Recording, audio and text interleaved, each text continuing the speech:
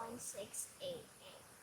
For my Girl Scouts volunteer award, I'm going to be picking up trash at Scott's Run in McLean, Virginia. The reason why I want to pick up trash is because it's bad for the environment, and animals in the environment are also harmed. I also want to share tips about how you can help pick up trash at Scott's Run. If you go to pick up trash at Scott's Run, it's a good idea to bring plastic gloves and tongs to pick up trash.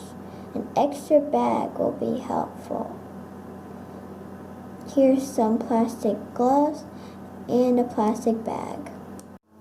You'll find all kinds of trash at Scott's Run, like soda cans and plastic bottles. They will need to be picked up. You also should pick up really tiny trash because some animals like to eat small trash.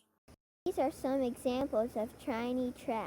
Styrofoam cup, candy wrapper, plastic, bottle cap, and a straw. Here that there's kind of like the cap of it is a little bitten. That could be an animal. The animal might have thought this was food, but it isn't. It's someone's trash. I started volunteering for watershed cleanup days at Scott's Run in February 2020.